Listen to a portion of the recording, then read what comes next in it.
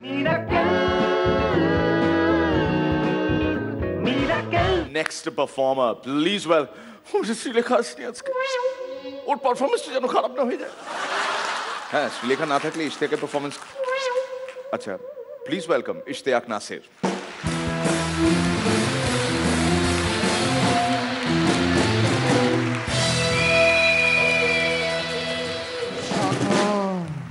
এক অদ্ভুত সত্য, মেয়েদের জীবনে একটাই রুল আছে, সেটা কি?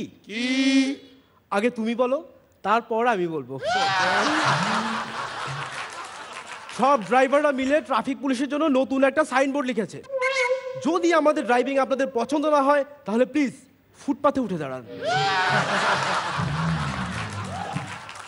দুটো কাজ। এক, যদি আপনি অন্য কারো মাথার মধ্যে আপনার নিজের কোনো ধারণা ঢুকান। দুই, যদি আপনি আপনার নিজের পকেটে অন্য কারো টাকা ঢুকান। যারা প্রথমটায় সফল তারা হচ্ছেন একজন আদর্শ শিক্ষক, যারা দ্বিতীয়টাতে সফল তারা হচ্ছেন বস, যারা উভয়টিতে সফল তারা হচ্ছেন স্ত্রী, আর যারা উভয়টিতে ব্যর্থ তারা হচ্ছেন স্বামী।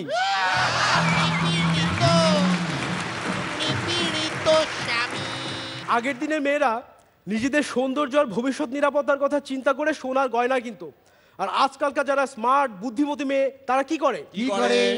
Plastic surgery.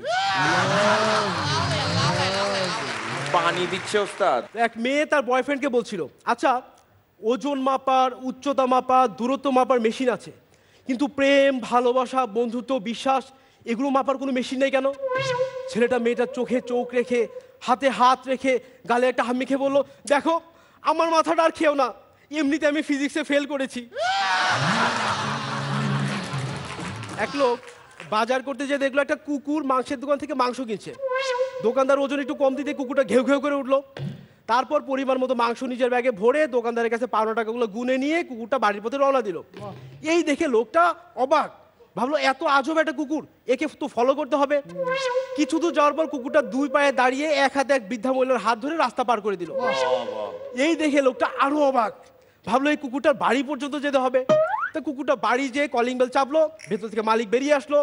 মাংস সমেত ব্যাগটা মালিকের হাতে দিতেই মালিকটা বলে উঠলো, ওই তুই উঠানে বসে বিশ্রাম নে, যদি কোনো প্রয়োজন হয় তোকে আমি ডাক দেবো। ব্যাপারটা ওই লোকের কাছে খুব মর্মান্তিক মনে হলো। সে নিজেই মালিকের কাছে যে বললো, দাদা কিছু মনে করবেন না, এই কুকুরটাকে আমি বাজার থেকে ফলো করছি, এত ভালো একটা কুকুর, এত কাজের একটা কুকুর, আপনার বাড়িতে গিয়ে জন্য এতটুকু জায়গা হলো না? এই গরমে রোদের মধ্যে ওকে এমনি উঠানে বসতে বললেন?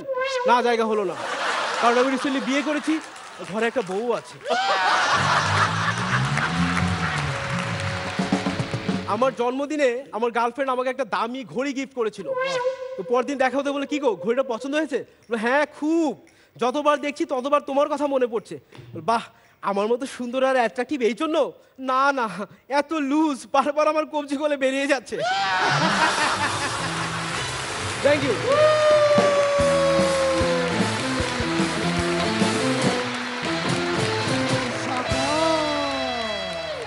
তোমার কেমন লাগলো রনিদা?